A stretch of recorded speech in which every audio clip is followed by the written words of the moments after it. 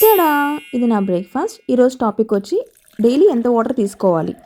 అందరూ చెప్పేది 8 glass of water తీసుకోవాలని చెప్పి. కానీ మనం ఉండే వెయిట్ కానీ, టెంపరేచర్, మనం చేసే వర్క్, ప్రెగ్నెన్సీ, ఏజ్ ఇవన్నీ ఫ్యాక్టర్ చేస్తుంది. మన బాడీ వెయిట్ బట్టి యాక్యురేట్గా ఎంత వాటర్ తీసుకోవాలో ఇక్కడ పెట్టాను. నేనైతే మీరు పాస్ చేసే యూరిన్ కలర్ బట్టి మీరు వాటర్ తీసుకోమని చెప్తాను.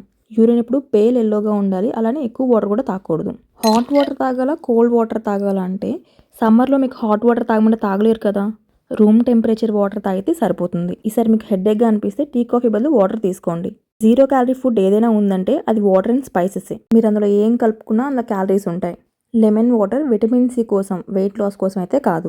రోజు ఉట్టి ప్లెయిన్ వాటర్ తాగలేకపోతున్నాం అంటే అప్పుడు కీరా వాటర్ కానీ, కోకోనట్, ఇలా మజ్జిగ కానీ తాగండి. అండ్ వన్ మోర్ థింగ్, ఇలాంటి జీరా వాటర్ బెటర్ డైజెషన్కి, వెయిట్ లాస్ కోసం కాదు. లాస్ట్లీ, మనం తీసుకునే ప్రతి ఫైబర్ రిచ్ ఫుడ్లో కూడా వాటర్ ఉంటుంది. మీ డౌట్స్ అన్నీ క్లియర్ అయ్యాయి అనుకుంటున్నాను. రేపు ఇంకో టాపిక్తో కలుద్దాం.